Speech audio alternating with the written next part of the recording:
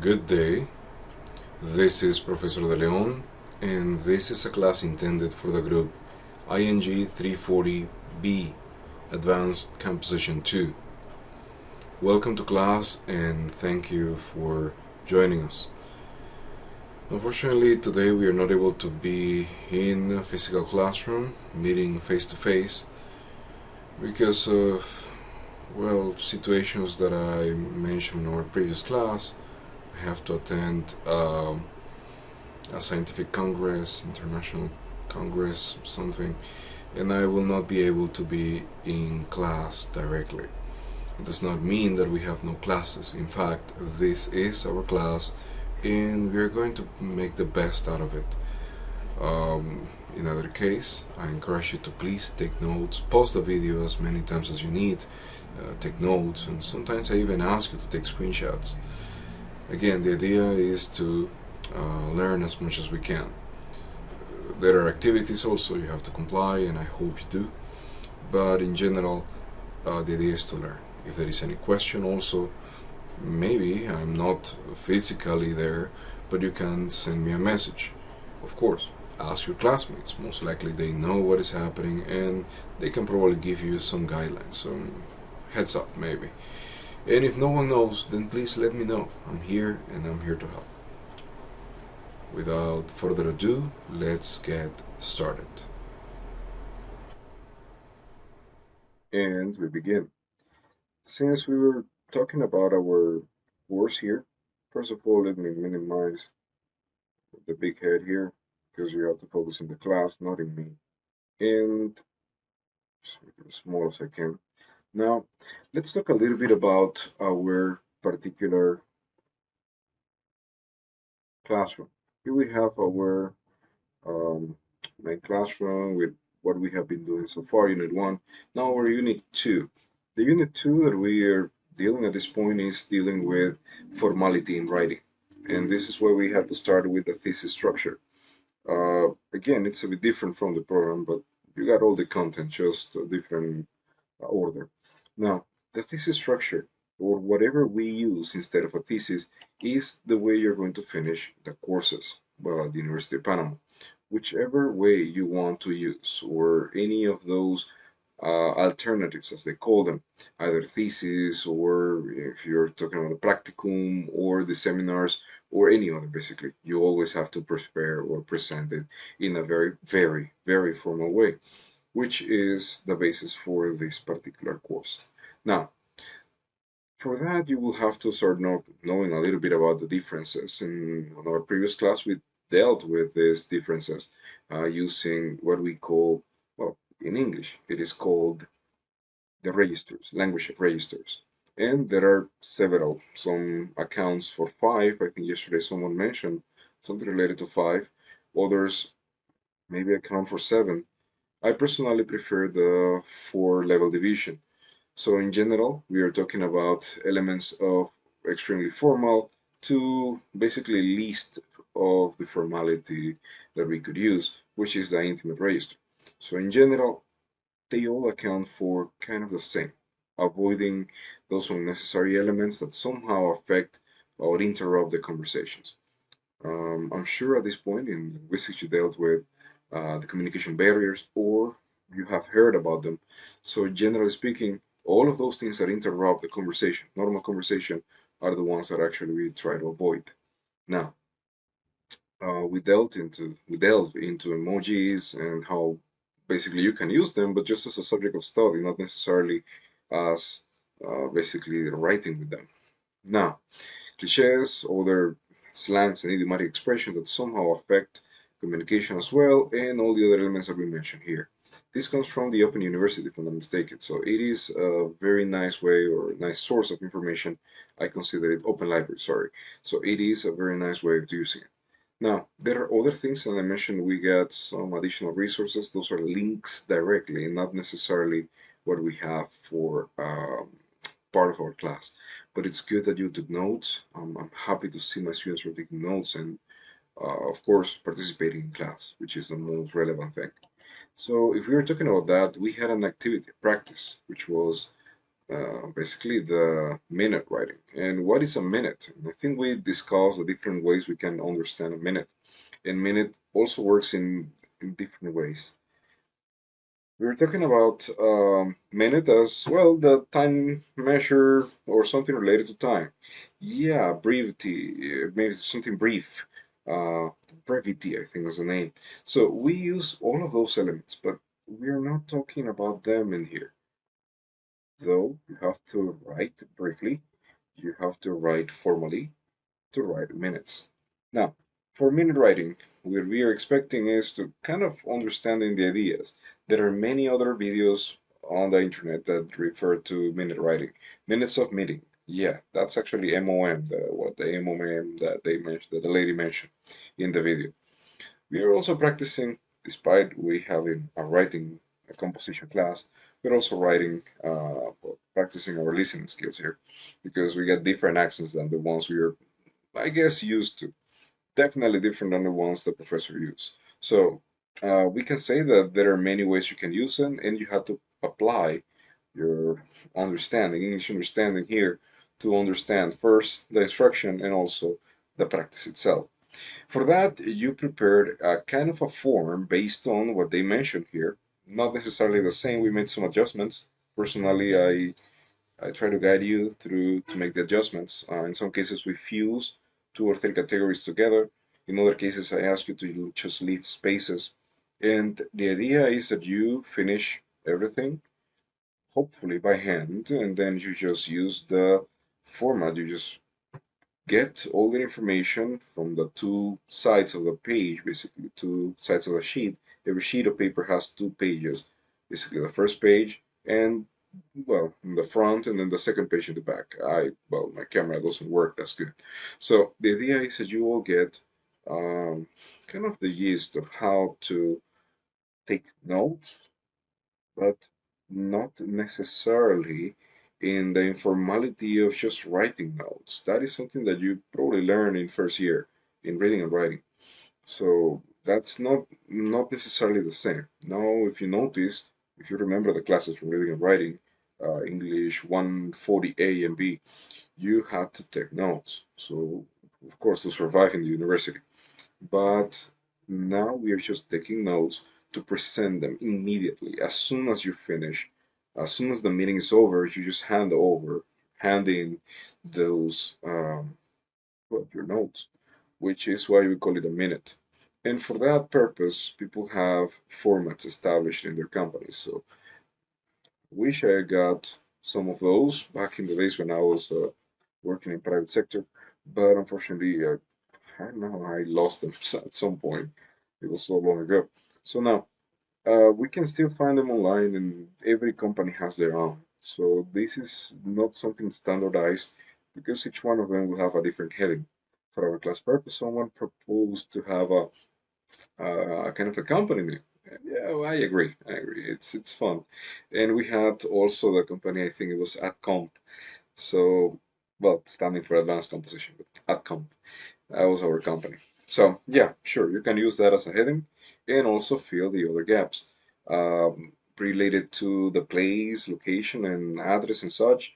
Well, well, you can be creative. On that one, I have no preference because, again, every company, if you get to work for a company doing that, or a school, in fact, people do that also at school, you also have to write it with the real information. So whatever you write here, it's just for the class purpose, but not necessarily the reality. The rest, it is. In case you do not have a specific format, for example, you can start using the one you have in your papers. And right now, you can transfer it into a Word document, for example, and save it. And who knows? Maybe in the future you will use it or share it with someone that has no clue how to use or how to write that. Well, the idea is just to give you an idea on how to do it. So that's the idea, is to give you the idea on how to write these ideas together. So we are going to continue. I'm not going to do it here because I think this is actually a screenshot. Yeah, it's in the cage at this point. So most likely it's the same information we had from our previous class. You still have the time to upload it up to the end of the day. So it means that if you haven't done it, please do. Please do. You still have several hours to complete this task. Not like one day or so, that was yesterday, but at least you have some hours to complete it in case you haven't. Of course, ideally, we should be doing that immediately before we forget how to do it. But I know it is difficult to tackle on accents when we have no clue or no previous contact with the accents. So it is not impossible to watch it again. I cannot guarantee or force you to just not use these subtitles, albeit I encourage you to try to do it as if it were in a real situation. Maybe if you want to practice, well, further practice, you could actually prepare, ask your AIs to write a minute, I'm sorry, right now, propose the script or write the script, yeah, write the script. Compose a script of a meeting with three people and you give them the tasks and you also give them the roles and you also get the general objective of the meeting and such. You prepare your objectives and then maybe you can ask another AI to become the narrator and then just ask, well, the AI to just turn your writing your script directly into oral presentations. So you can have it as a podcast, or why not? Maybe you can even have it as a video presentation. So again, AIs can actually write videos or record videos, generate videos, I guess is the name. So yeah, you can do that as well. I'm not gonna ask you for such advanced things at this point, because the idea is to write. In our class, the idea is, well, that you write. Again, we're going to deal with writing. I guess I didn't intend to have it for the class today, but we're going to give you some insights on that, but not necessarily it will be over. So if you try to play the video, you will Thanks for most coming. likely get information on how is it structured. You can see who is on one end and who's on the other, and you can actually pause the video, I guess. But again, that's not the plan. The plan is just to try to take notes as it goes. The meeting goes for about 40 minutes or so, and the idea is that you actually get the idea or the concepts that they are talking about.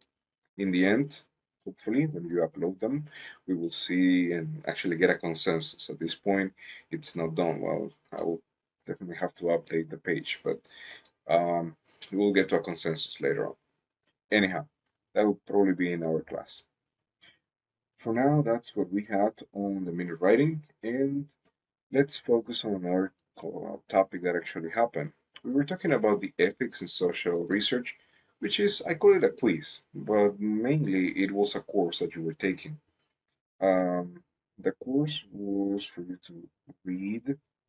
Well, in some cases, I think some people ask the computer to read for them as well. Okay, just be careful not to be too dependent. But yeah, the idea is that you just got into the page and complete the task of the ethics review. Why is it necessary? Well, we're going to be doing some sort of, at least, some sort of research. And since we are not affecting anyone, we're not applying any kind of new medicines or anything, it's good that we don't have any of those implications that probably affect permanently a person. But we are still dealing with humans, and these humans that we are going to be working with, they do have rights, the same rights as a researcher. So you need to identify yourself as a researcher and you need to be available for them to know. We are going to talk about that. That is what we call informed consent later on. And the idea, again, is that you understand that this is not coming out of the blue. This is coming strong, and right now the University of Panama has a bioethics committee that overlook every research we do. Since we do not have the time to just send information there, and I am not going to ask you to just bombard them and overwhelm them with, I don't know, 10 or so research because you're basically like 17 or so. So I'm not going to ask you to just get 17 research at once because they won't really complete that during the rest of the year. I know they won't. but we still need to know the basics. And that's why we're getting into a certification. What you're getting in here is not only a win from the professor, that he wants us to just do something else to keep us busy.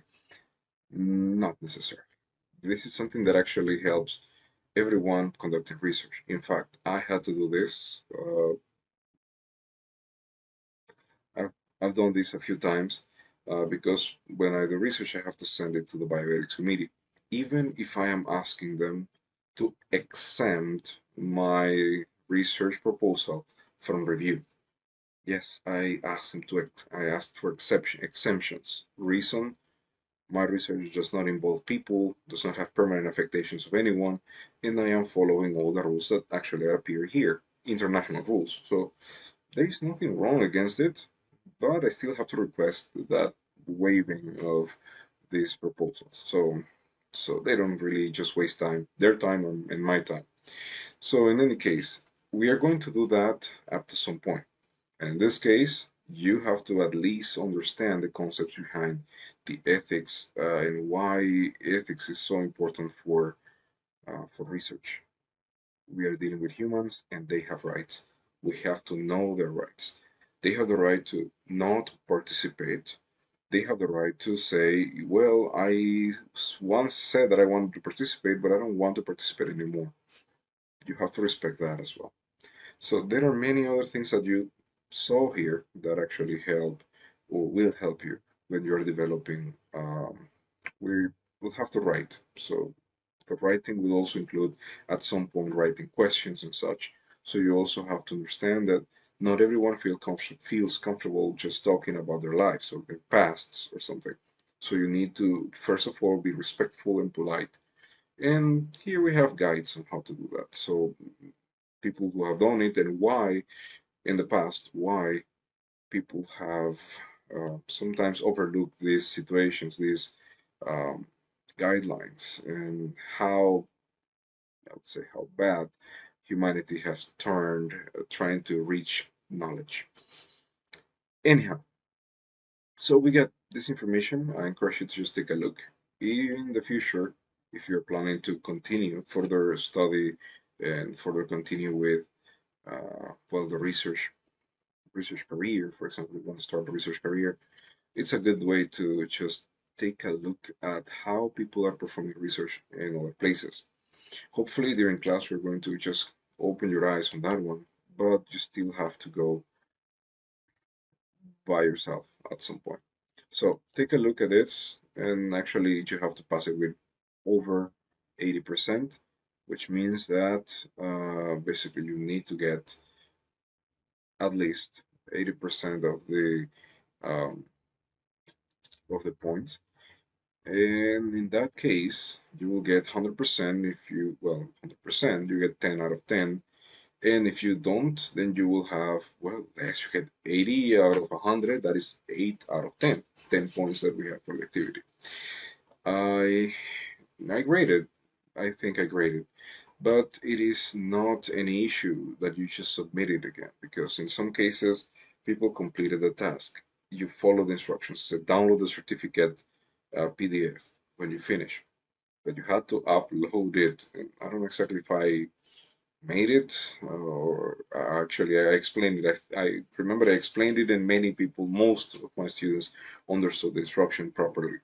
So if you didn't upload it, in addition, you paste the certificate directly in the text box and you upload the PDF. If you didn't, then just do it because you probably have half the points. You got probably five or so. So it's not wrong, but the idea is that you just get it, uh, well, get it correct, get the full points because you did it already. So that's the plan. Since I don't have the time to just go over ethics in general. And honestly, I may have a couple of those certifications and from one institutions and others, but that's not necessarily that doesn't make me an expert. So I'd rather you just take the course, the same course as anybody else in probably the University of Panama is taking, plus other institutions that are also taking and relying on these courses. So this is well something that actually comes from the World Health Organization, well, United Nations for, well, health, which is nice because they do have all the knowledge that actually have been acquired through the years. So they are certified by them, and you can get the certification that actually applies everywhere. And I remember in international research, I had to participate last year, I think, this year also, early this year. It actually, these certifications are the ones who saved the day, basically. So it does make sense and they do work. So you can actually keep them not only for me, for the class itself, but also for you in the future.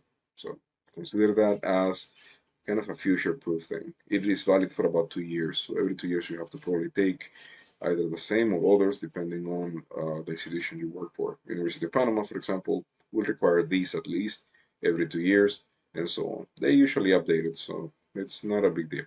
You can complete that. And with that being said, we have covered the past experiences, what we had before. Let's focus on what we have now.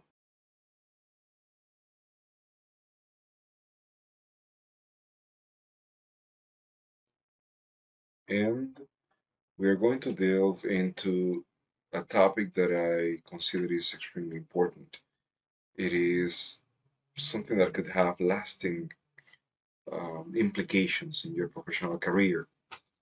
You have to be careful when you are talking about writing and citing and quoting and all of those things, mainly to prevent falling into this crime, this felony called plagiarism. Yes, I know felony is a different thing, but it's kind of the same result because this is actually not mine. It comes from a webinar I remember long ago, 2020 or so. It was right before the AI era. And this is the only kind of information I found related to that from that time, especially before the AI boom. And we are going to talk about that after and how does that apply nowadays. But first of all, this is not mine. This was a webinar from Michael Siddle, Thorsten Beck, and Melanie Hagen. So in general, they do have this information. They are the ones who compiled all these details, and they are the ones who actually did it. So I don't consider myself an expert in the field. That's why I will rely on you researching more information from different sources. They all come down to the same thing. How does plagiarism look like? And if you notice, well, it's pretty harsh. The comments are brutal sometimes. But the reason is this is an issue that anyone that actually falls into it, there are several ways we can do it, even without even knowing. But normally, whoever does this is mainly because they do know what they're doing. So again, we are talking about plagiarism, and it is not a precise way, not a simple way to combine to define. It's basically just trying to copy without giving credits. To be honest, plagiarism applies everywhere, and they mention, well, back in the days, I will summarize it. It was an hour-long seminar.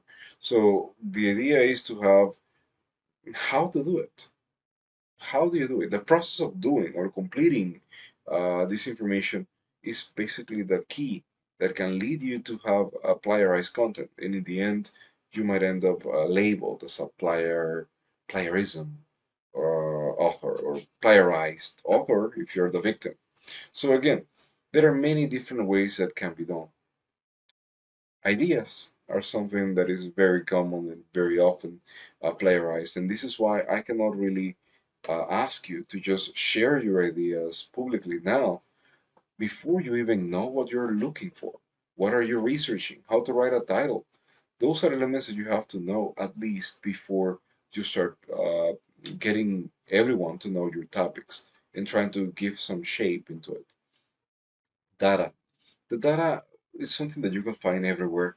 It's basically what you generate in the computers, or also the information that you have, sharing information that about the results of your research. All of those comply as data, basically. So data is something that will be affected if you just share it before you publish it.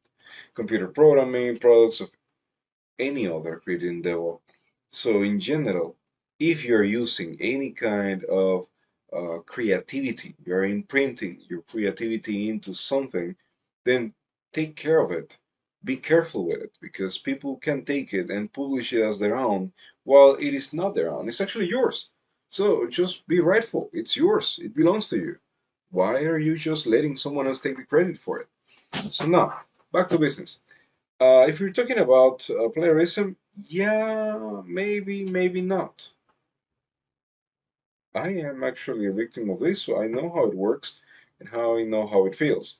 So yeah, so I can tell you, and probably another time I'll tell you, but yes, it is possible to just have false accusation, especially if someone wants to just discredit another person.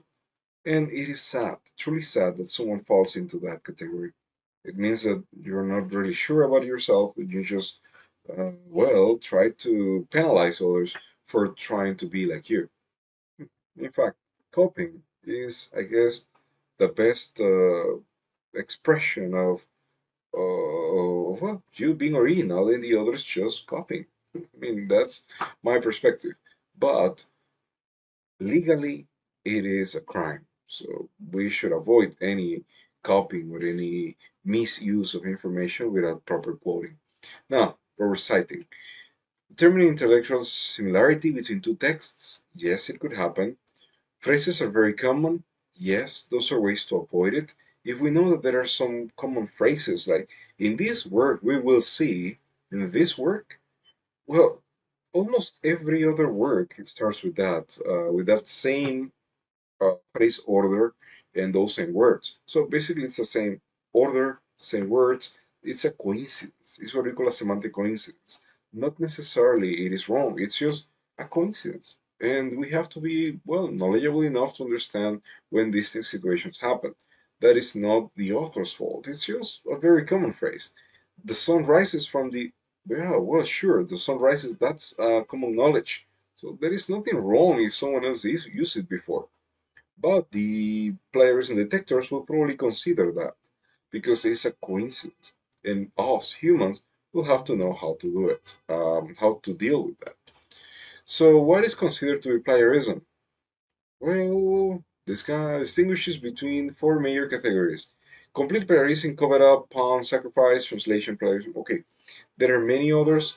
We will try to delve into them, but for now, we're going to just deal with this. Complete plagiarism, basically, you copy paste it. Cover up is you copy it, but you try to summarize or do some changes. So yeah, you're using different words to say the same. Paraphrasing. It's another way of using the same thing, but it's basically the same content from someone else. Now, if you said sacrifice, the pound sacrifice, it's basically you are using a very good reference, but you're using, including more. You're getting it, you're enlarging the information, so with elements that are not there, or perhaps that they do not really, they're not quoted properly. So you're using one, but then you're using another element also quoted, but not necessarily properly cited. Citation. Citation is what you see below. Translated from, well, this is not the information, the source. Yeah, it could be. This is what we call citation.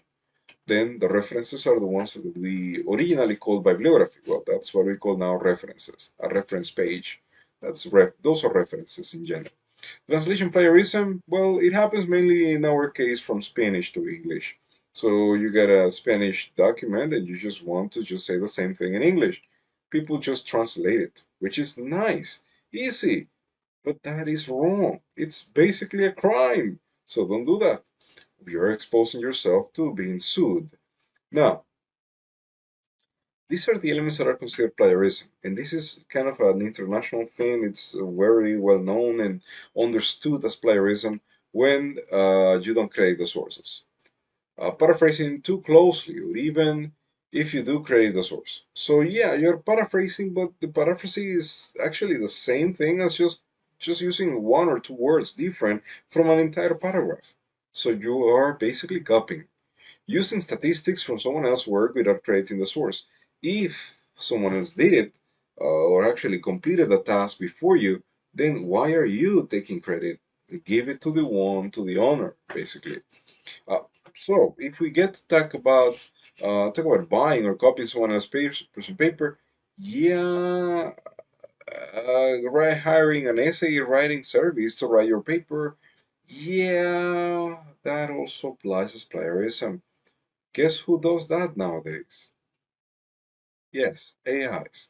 Artificial intelligences do that. Sharing code for a computer program with another student or taking code from web or another source without citing that source. Well, that's something that happens not often for English students, but they do have actually the activities and the ideas from someone else. And that's why I cannot let you share your ideas right now. We need a kind of a controlled environment, something that I can actually see what you're doing and tell you that is wrong right away. So we can cut any possible issue or future problems right away before that becomes, well, a big splash. Those little waves become a big splash after. So now, downloading material from the internet without proper citation. Well, of course, if you're copying from the web, just make sure you cite. Padding a bibliography or reference list suggests that you have done research that you haven't. So basically, you're adding reference. Those are elements we call ghost referencing. So you don't add things that you haven't used just to have an additional line in the reference sheet. That's not the idea. You cannot. You should not. It's basically you're committing another crime. So don't do that. Making up statistics or other important facts. My dear, that's citing. Actually, remember the bioethics thing? That is you're failing to the ethics of research. So forget about it. You cannot make up statistics, and this is why you give the instruction to an AI to do it. It will do it. But is that real? Is that of any help to humanity? That's not even close. So you gotta be careful. Making up statistics or other important facts and citing a false source, that's not quite right. In this case, you're even quoting someone. That's what AIs do. They quote someone that doesn't exist. So we have to be careful when they hallucinate in that way. Anyhow, original ideas are what we are looking for. Again, we have to use AIs, especially in research. It's probably the most used, the most widespread use of AIs is in research, in the research field. But it is not the only way. Ability to think independently and creatively. So basically, we're talking about elements of originality, thinking outside the box. Yeah, yeah, those are elements, but that's not the only way we can measure creativity. Creativity goes in many directions, even in elements that are just common issues, but you find not a solution. Just find a new way to go around. And why not? Helping others in the process. Again, that's kind of what we're looking for. Plagiarism, they mention also what is not plagiarism and how is it defined and such. So again, I am not just overlooking at it. And the idea is the duplications of over, reuse, copy paste, move, and such. Again, there are many different sources, so you can take a look at the source material, the origin, not necessarily, um, well, the little information I'm giving you is not all. This is just a kind of the tip of the iceberg. There are many more. How to detect plagiarized images? Visual inspection? Yeah, just get into the research.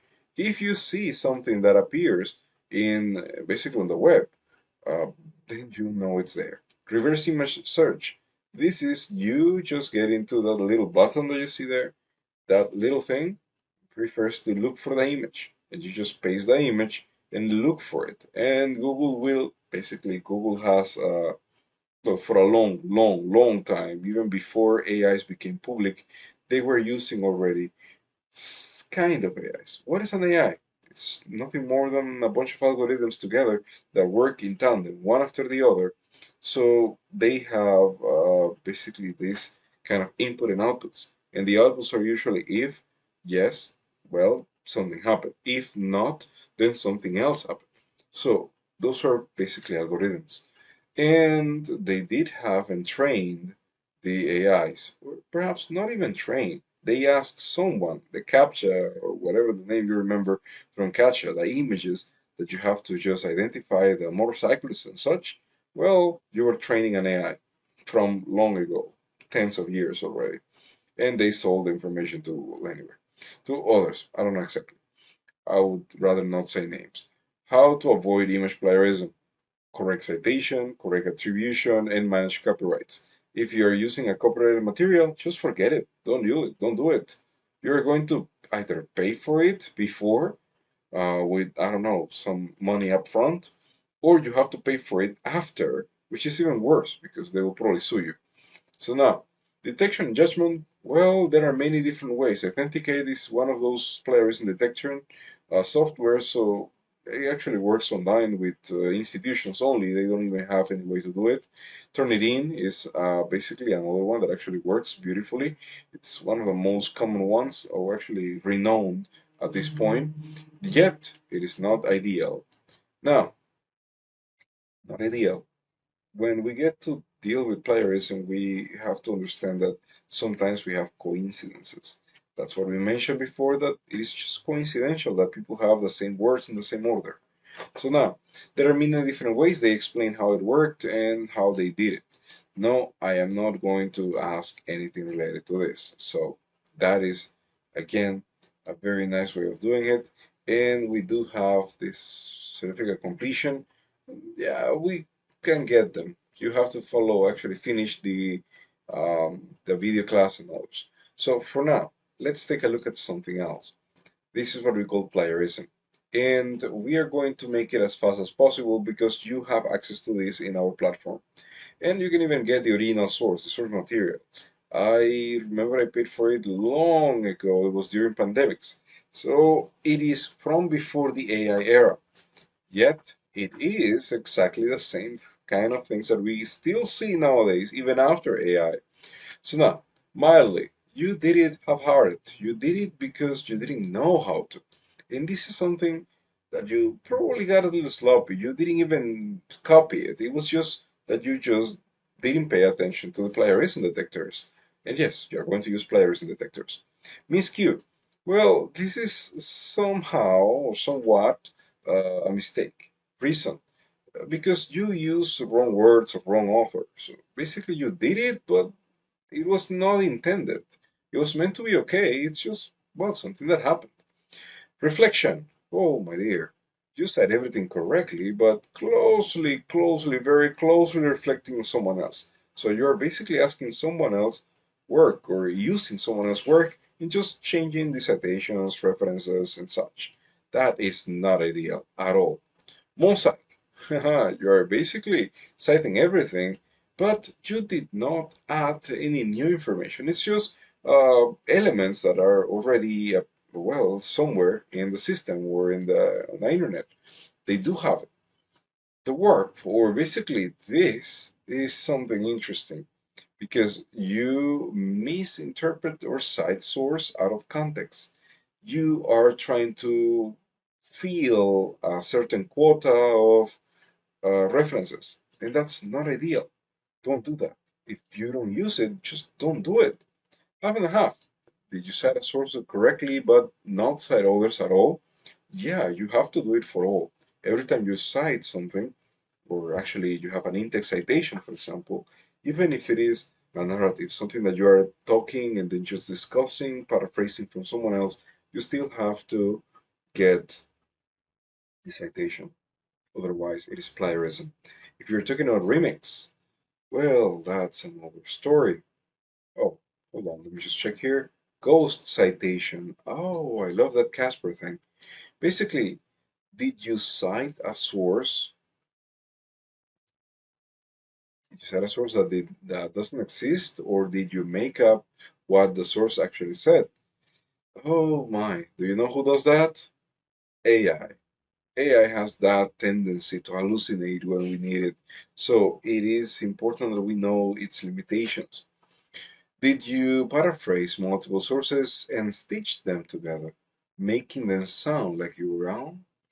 Well, if you did, you're in front of a remix. So you remixed everything and you got it as if as if it were yours. But it's not, and you know it's not. This is hugely recycle. Oh, this is tough. Did you reuse large portions of your work? Uh, well, of a work of your own. Once you start publishing, you get one or two, but you just recycle. Basically, you're using the same material and just changing the order, maybe the numbers, or maybe just the name. And then you just recycle it. You use the same information to get another publication. So it is kind of sad when it happens. Do you duplicate, reuse an entire work on your own? Well, I really hope not, but if you do, that's a mitasi. And if you're talking about the cherry pick, we call it a cherry pick. That basically you have the phrases and the ideas from someone else's work, but without giving the credit. But not entirely. It's just some elements, some terms that you could not do it by yourself, so you use someone else. The copycat. The copycat, oh my, copycat. It's basically large portions, but you are not even giving credit to the owner. Identity theft, that's the worst kind of all, because you copy, steal, even purchase someone else's document and take full credit as if it were your own. And it is not. You know it's not. So again, those are kind of the main elements of plagiarism. Why did you do it? Well, you can take a picture if you're interested, but the idea is usually the same. When you finish your work, do you think it is correct? Is it enough? Are you satisfied? Maybe did you give credits? Did you check everything? If you did, congratulations, you have it. If you haven't, well, you gotta do it. So please correct it before anyone notices. For example, a professor that will probably put you on well, not the best possible score if he notices that you're not following, not complying. So for that, we are going to go back to our ideas. By the way, you can find this information whenever you need. Now, we are going to start working on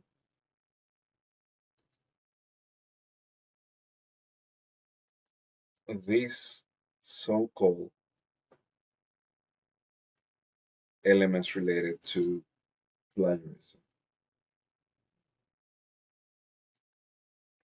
Now, for our particular class and for the next, let's say, 10 minutes, I'll need you to just access this forum called plagiarism. And for the plagiarism forum, this is something we're doing right now. So let's just have it as a today class, and we do have limited time to complete it. It's kind of before the end of the class, which is not even the end of the class. It's basically the time we have for our class. So we are going to complete that, and later on we are also going to have it as basically the basis for the next activity. So I need you to just share with us, why is plagiarism relevant to your professional career? There are no minimum or maximum amount of um, words, but I encourage you to just answer the question thoroughly, answer with complete answer, and also, well, use complete answer, and also attempt to give references in case you are copying from someone else. But I think you can do it on your own. At this point, you have the idea on what plagiarism is stands for. So you can most likely get the results and you can write it based on your own experiences or what you understand plagiarism is. So it is a simple discussion, so you're all going to reply to, well, the single thread that you see there. So with that being said, we do have a limited time for that. So let's just consider you have it, and that will be before the end of our class. So let's take a look once again to the forum as it ends. You do have to answer a simple question. Why is plagiarism relevant to your professional career? Considering you're soon to be professionals, I believe you can actually use your own words, which means you don't really need any additional or external source. So I believe you can do it by yourselves. And people, it'll be easy to simply ask an AI to just give you the answer. But again, if it is an AI, they already know what it means. And you know what? They don't even know what to do with that knowledge. So It's important. It's up to the humans to know what to do. So once you post it, just make sure you just well read the others because the idea is that you share as a group. That's the plan of a forum. So we are going to get that. We have 10 minutes for that activity. 10 minutes starting now.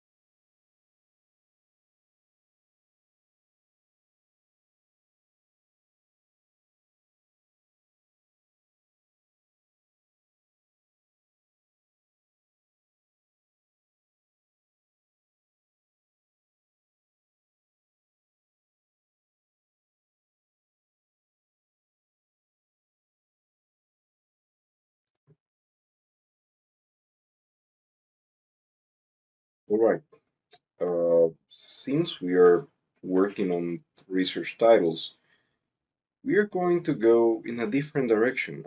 Instead of using or turning your valuable research topics into titles and, well, risking to losing them, we will try to use just random terms. They belong to another class itself, and in fact, I'm not really sure that's the one I'm using this year with even that group because I'm teaching that group as well, that course. So no, that's not even the one we use. But the idea is to use one of those terms and you're going to research on it. And yeah, research, but not the kind of research you're intending. We are just looking for titles. And you gather three research titles based on three terms. Yeah, we didn't say one term. It's actually, I will explain that as one, you multiply it times three.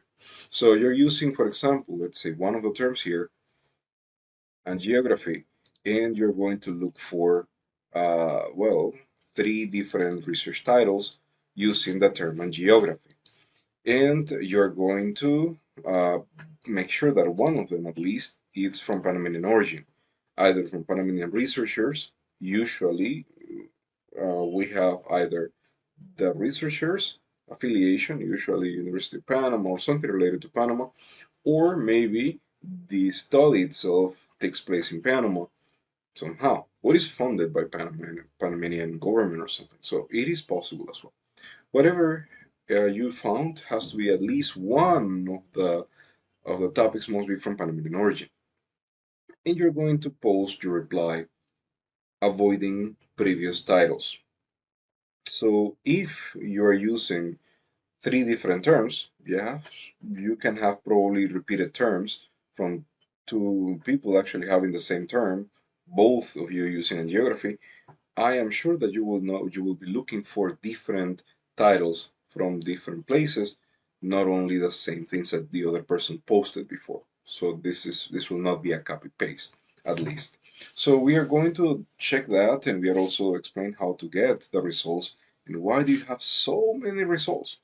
In a simple search, you can get thousands, if not millions, of results, but you have to identify which ones are the ones you're looking for. And that actually comes with more information that we are going to share in the next few minutes. Post your reply avoiding copying from previous titles, as we mentioned. You should not write the APA formats or MLA formats or such. All I'm asking at this point is just to identify the author, copy paste the author, then copy paste the year of publication, copy paste the research itself, the title, which is what you're looking for, and what the publishing company is, which usually is the journal title, journal name, or maybe the publisher, the book publisher or something. So again, the publishing company. Who is the publishing company uh, backing this person up? So again, we're publishing his or her work. So that's kind of the idea. Anyhow, when we're researching for topics, you can actually get into the very same Google, but there is an issue with that. See, Google. Okay. Google will not give you the information we are looking for, at least not this normal Google. You probably recognize this Google. What we are looking for is another one. We're looking for scholar.google.com. Scholar is the one that actually gives you results. Let's just compare them and see the differences between both.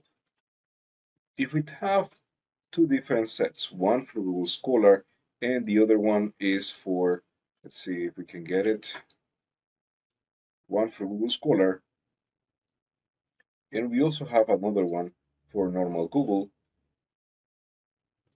The differences are not entirely visible. You can see Google there, but there is Google Scholar. They have a very basic interface, which is nice to see, but there is an issue.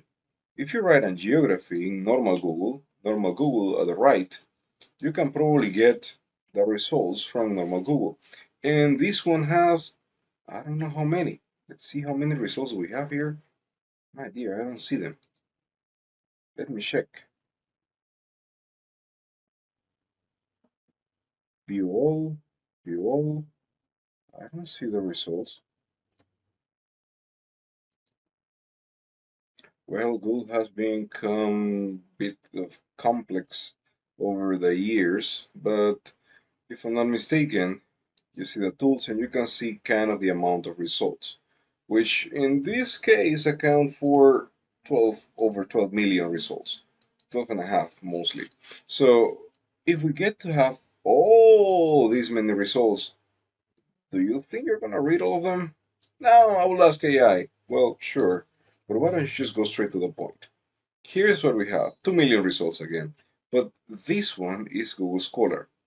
This one, it's a curated engine that actually gets in Google, but it relies on Google. But actually, Google gives the exact information you're looking for only from sources. I'm talking about academic sources, university repositories, journal databases, and of course, other search engines that somehow look for information. Now, you don't see which ones are open or not, but a good insight is when you have PDF or HTML, you know for sure you can find them somewhere. So those are probably things that you can download and you can see and get the full text, that not only the abstract.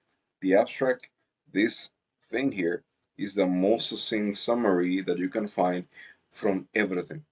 It has all the details, not necessarily the extremely summarized title. Not only the title. The title is something like this: Computer, Tomography, Coronary Angiography. Well, that is a very broad element. So if the abstract tells you what is it all about, then most likely you understand what is the reading the entire thing, because the abstract will have to show the results, will have to show the methodology, will have to show the population you're using, and of course you also have to show what is it all about. So again, you read the abstract once, the title complies. So if the title calls your attention, then you can follow by reading the abstract. Now, there is another one. Yeah, this is actually the format we have. 500 pages. Well, 500 pages in the journal, but this one only has 19 pages. And I say only because, well, not all of them have images like this, but research articles usually last from 10 to 20 pages normally, because they normally deal with all the elements, all the different parts of the process, like a thesis, but in a very short, summarized version. So this is what they have, and this is why they have new techniques in CT, which is computer tomography, if I'm not mistaken, and angiography. New techniques in computer tomography and angiography, which is nice. Makes more sense than computer tomography, coronary angiography.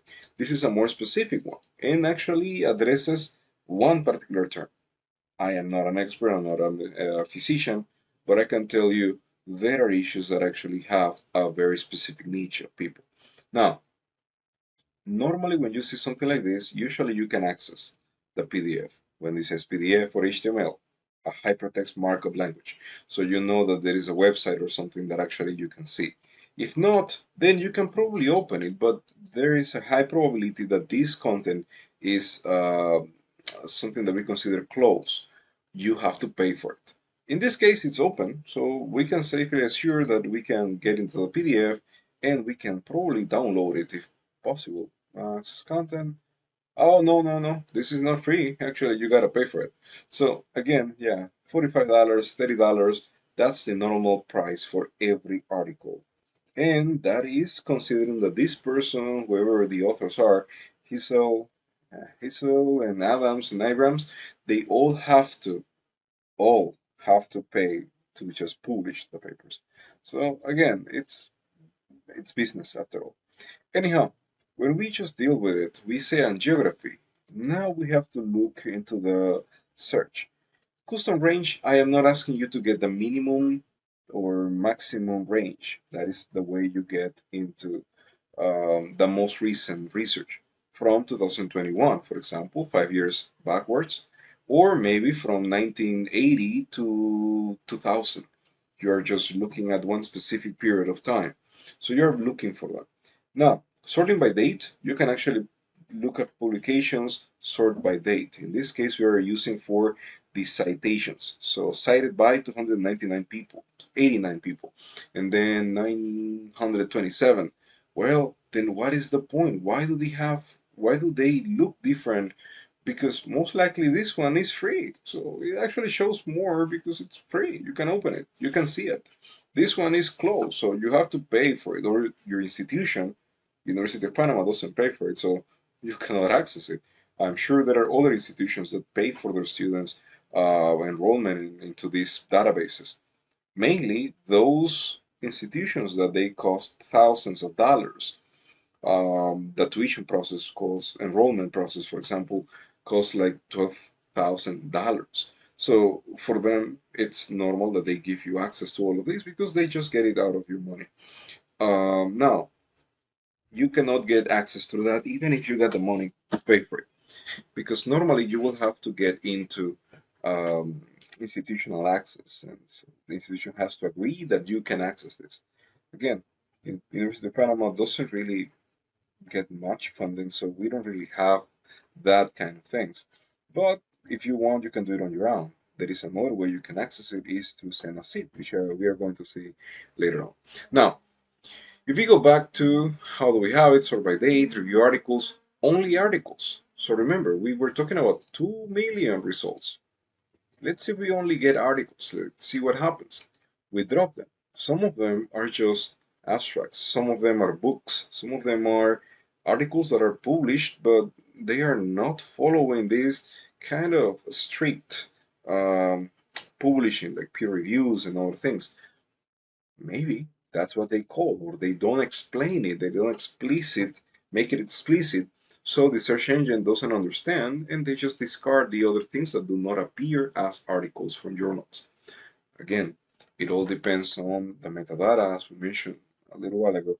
It is basically what you express in your title, what you express in your um, basically whenever you're filling the forms to submit an article. Now, any type review articles. Review articles are the ones that actually are seen by another professional, peer review. So as a professional, as professionals, you are entitled to just publish articles, but they are reviewed by another professional that somehow looks at it and kind of understands what you're writing about and tells you insights. It is wrong, it is right, it is unreal, or you failed in the process or something. They will give you this feedback so you can polish it and make it better. And once it is ready, then you get published. Again, this is what we call blind reviews. Not the author knows who is the reviewer, nor the reviewer knows who the author is. So again, it's double blind, or one blind if you know who the other person is. Whatever the case is, it's normally reviewed by someone that actually can give you, well, agree that whatever you write is correct. So again, it's normally a person that knows a lot more than you and than me and anybody in the field. So it's probably an authority in the field. Now, it happens all the time that you see some related searches. So yeah, you can see other elements that actually help you. You can get any of them as well because we are looking for in geography with 400,000 results. That's a lot. So you don't really have to worry about just getting the same thing that other person got. Just get into another like page, a random page here, and get page 5, and you get others. So it is okay. Look for those that are kind of open that you can see. Academia, again, if it is a PDF, you can probably take a look. But normally, what you need is just the title. In the title, sometimes it is what appears, sometimes it is not. So I encourage you to open it and then make sure that the accept cookies. So make sure that you accept. Oh, yeah, you unlock. Yeah, thank you. Now, here, just copy the title. In, I don't know, maybe uh, we can use one of these. Word. This is a notepad, so a very random notepad. We mentioned in our titles must include the author, your publication. So we are looking for these elements here. Oh, these elements here. And we have to multiply this times 3, which means that I have to get into this element for the, okay, let's see, term, term number 1, for example. It is angiography. Now, with that, I know that I need to have the author. I also need to have the year of publication. And I also know that I need to have the publishing company. So if those are the parameters that the professor is asking, then I will probably get into, well, what's this? This is, oh, nice. This is the research name. So I know that it has the term angiography somewhere, and I know the publishing company. What is a publishing company? I don't remember. Let's take a look. We are sure to say that Google does not help with that.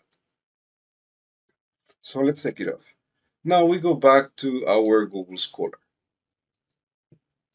And Google Scholar reroute us to actually here, the source. Google Scholar is just a search engine. It is not a source. It's a search engine. It will help you locate the resources. It's like the map, but not the destination. It is just a map. It has like a list of elements and it will link you to the source. The source here is, well, Science Direct, it's American Journal of Cardiology. So you know this is the name of the company. So we can say Pushing Company is a journal. So let's keep it as company. We can say publishing company or institution or journal. In this case, it's a journal. Just keep it as a journal. No, Elsevier, Science Direct, those are fancy names. We are going to explain them at some point in classes. Just don't worry too much about them. Elsevier, they are basically founders of Science Direct and also Scopus. No, don't worry about that. Now, back to business. We talk about the author. So the author in this case is Nielsen, who's this? Steven Nielsen, Nielsen, I think. MD. MD stands for medical doctor. So we know that it's a medical doctor, year publication. We can safely assure that this one comes on top. So February 16, pages 15 to 20. Well, all we are doing is just getting the year publication. I am not going to overwhelm you with more details. That's all we need for term 1. Oh, sorry, we gotta get 3 of them. So this is just the first. Now, let's get another one. Let's see if we can get this one here. Uh, let's see if we can get it. Can I? Can I download it? Can I see it? Will I be able to see the full text? Oh, no, I don't. I can't. Ah, this is not an open. Again, it's not that it's wrong. You can actually get information. The basic results will always appear. The abstract is always accessible because this is the way people entice others to just understand or research or use the research. So even if it is not available, that the entire article is not available, you can still see the title, you can still see the author, here, the author. You can see the year of publication as well. This is the so-called DOI, the Document Object Identifier.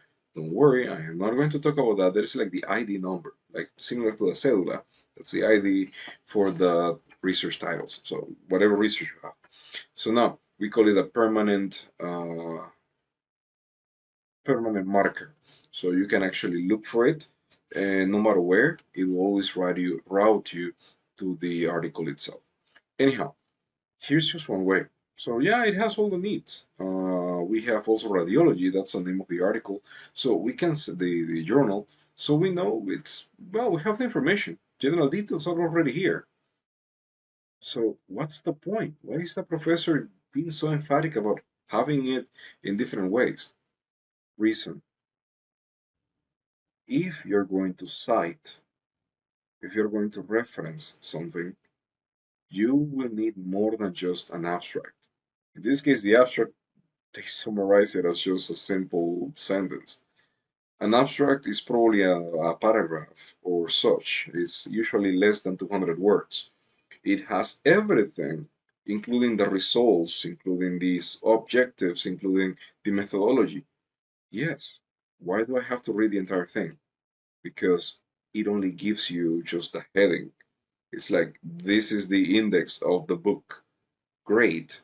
The index is just the bunch of terms with the pages where you can find them. But that's not even the table of content. Why in the world do you want to use one if you can't have the entire book? And you can look for the details, and that's what you're looking for. What the author said, what did he find? Not necessarily just to add more information or get another reference, another line that you call reference in the reference section.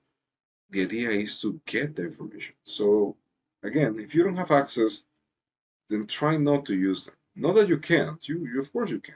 You got all the details there. But the idea is that you just don't waste your time. I mean, don't waste your time just quoting something that you don't know if you will ever be able to see.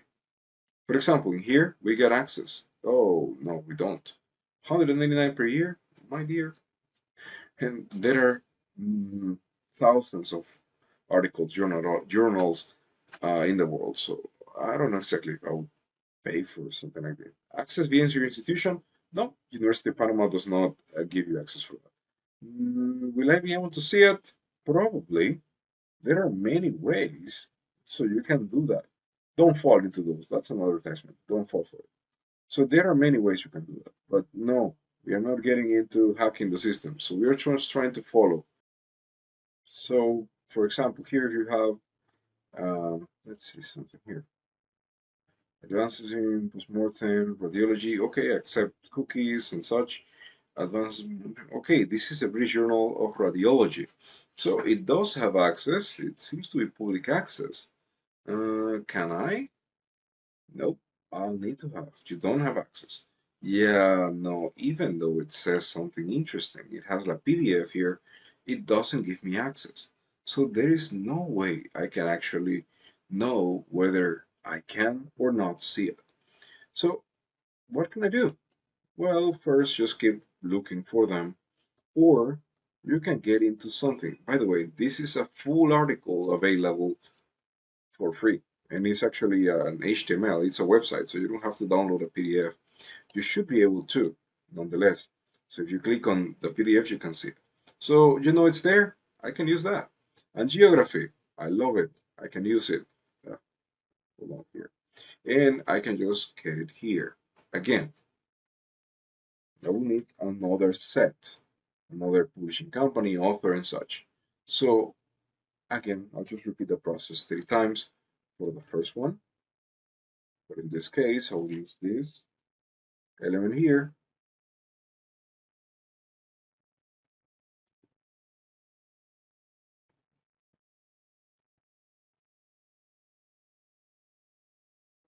And probably I will just copy paste it several times because I am kind of tired of being just erasing everything. So I'll just get it like this. Publishing company, that's good enough. Have it. Publishing company, here again. Publishing company, here again. Oh, so if that is what I need, then I probably have the other one here. Postmortem and geography. Oh, I missed it. It was here. Research name. So again, I have it, and I also have the authors. Richard Drofner. Yeah, sure, makes sense. So I got them. That's what I am looking for. Ah, okay, it's so hard to just drag those small words. But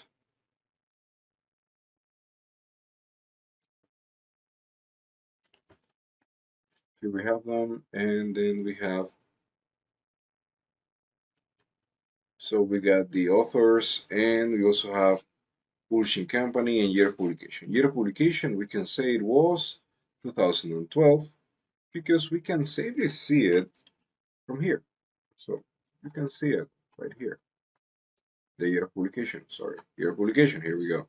And then the publishing company, in this case, we are talking about forensic radiology. Which one is it?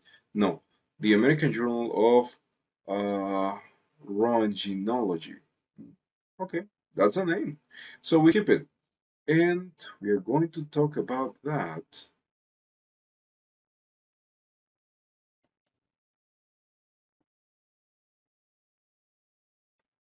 Hmm. Well, I just want to just get the name. I just want to copy paste it. I don't want to write it. I'll usually go to the bottom, the very bottom here, and most likely it will appear here. Ray Society? No. About us?